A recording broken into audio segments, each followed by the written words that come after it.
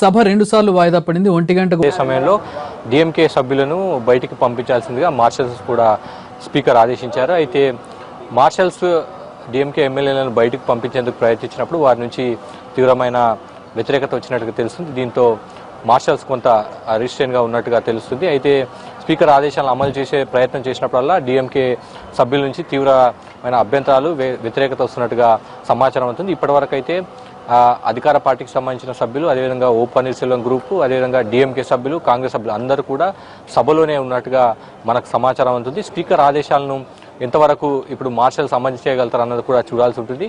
సభ ప్రారంభమైనప్పుడు కూడా మరోసారి డిఎంకే ఇవాళ విశ్వాస పరీక్షను వద్దు, వాయిదా వేయాలని మరోసారి విజ్ఞప్తి చేశారు. అయితే ఎట్టి పరిస్థితుల్లో ఇవాళ విశ్వాస పరీక్షను వాయిదా వేసే ప్రసక్తి లేదని కూడా స్పీకర్ చెప్పారు. అయినప్పటికీ కూడా డిఎంకే సభ్యులు మరోసారి ఆందోళన చేయడం మొదలుపెట్టారు. దీంతో స్పీకర్ మార్షల్స్ను ఆదేశిస్తూ వీరిని సభ నుంచి బయటకు పంపించమని ఆదేశించారు. అయినప్పటికీ కూడా ఇప్పటికీ డిఎంకే సభ్యులు హౌస్లో ఉన్నారు, ఏఐడిఎంకే సభ్యులు ఉన్నారు, కాంగ్రెస్ సభ్యులు ఉన్నారు, పన్నీర్సెల్వం గ్రూప్ సంబంధించిన వాళ్ళు ఉన్నారు.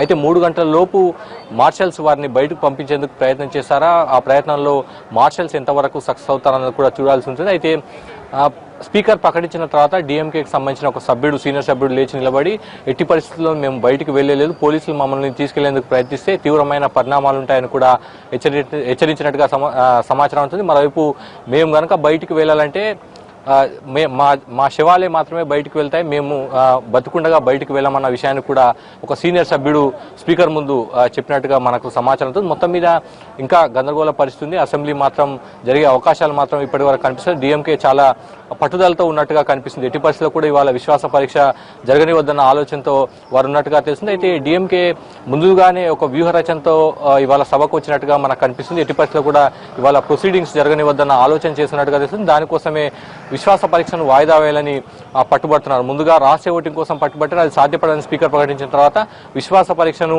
వాయిదా వేయాలని పదే విజ్ఞప్తి చేస్తున్నారు. అంతిమంగా స్పీకర్ ఎటువంటి నిర్ణయం తీసుకుంటారు 3 గంటలకు మనం చూడాల్సి ఉంటుంది. మరోవైపు చీఫ్ సెక్రటరీ కొద్దిసేపటి క్రితం అసెంబ్లీ చేరుకున్నారు, స్పీకర్తో భేటీ అయ్యారు. ఈ భేటీలో ఎటువంటి నిర్ణయాలు తీసుకుంటారో లేదో చూడాల్సి ఉంటుంది. మొత్తం మీద మార్షల్స్ మాత్రం మరోసారి ప్రయత్నించే అవకాశం ఉంది. 3 గంటల లోపు డిఎంకే ఎమ్మెల్యేలను బయటకు పంపించే ప్రయత్నం చేసే అవకాశం ఉంది. అయితే డిఎంకే ఎమ్మెల్యేలు ఏ విధంగా రియాక్ట్ అవుతున్నది కూడా మనం చూడాల్సి ఉంటుంది. చక్రి, రైట్, జరుగుతున్న పరిణామాలు చూస్తూ ఉన్నాం మనం. స్పీకర్ మీదకి విరుచుకుపడుతూ ఉన్నారు డిఎంకే ఎమ్మెల్యేలు. స్పీకర్ కూడా వ్యాఖ్యలు చేశారు, చాలా సంచలనమైనటువంటి వ్యాఖ్యలు. నా మీద టార్చర్ జరిగింది, నేను ఎవరికి చెప్పుకోవాలని చెప్పి.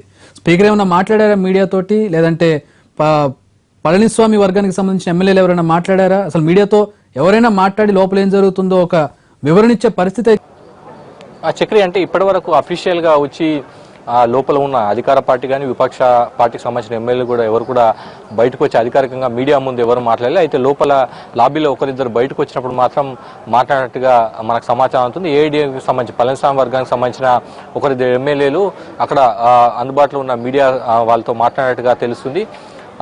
ఇంత ముందుగా శశికళ చెప్పినట్టుగా పన్నీర్సెల్వానికి డిఎంకే మద్దతు ఇస్తుందన్న విషయం ఇవాళ సభలో జరిగిన పరిణామాలను బట్టి స్పష్టమవుతుందన్న విషయాన్ని ఒకరిద్దరు పళనిస్వామి వర్గానికి సంబంధించిన ఎమ్మెల్యేలు అన్నట్టుగా తెలుస్తుంది. అయితే ఇప్పటికిప్పుడు ఎట్టి పరిస్థితుల్లో విశ్వాస పరీక్ష వద్దన్న ఆలోచనను, ప్రతిపాదనను డిఎంకే సభ్యులు పదే సభలో ఉంచుతున్న పరిస్థితి. ఈ నేపథ్యంలో హౌస్ జరిగే అవకాశాలు ఎంతవరకు ఉన్నదని కూడా మనం చూడాల్సి ఉంటుంది. డిఎంకే సభ్యులు తీవ్రమైన ఒత్తిడి స్పీకర్ పై తీసుకొస్తున్నారు. అయితే స్పీకర్ కూడా అంతే స్థాయిలో సభను కొనసాగించాలి, ఇవాళ విశ్వాస పరీక్షను పూర్తి చేయాలన్న ఆలోచనతో స్పీకర్ కూడా ఉన్నట్టు పరిస్థితి. ఈ నేపథ్యంలో 3 గంటలకు మరోసారి ఎటువంటి పరిణామాలు చోటు చేసుకుంటే మనం చూడాల్సి ఉంటుంది. చక్రి, రైట్, రాఘవేంద్ర లైన్లోనే ఉండండి. మొత్తానికి మనం చూస్తున్నాం అసెంబ్లీలో అరాచకం చోటు చేసుకుందని చెప్పుకోవాలి, ఒక రకంగా కిష్కింద కాండ చోటు చేసుకుందని చెప్పుకోవాలి.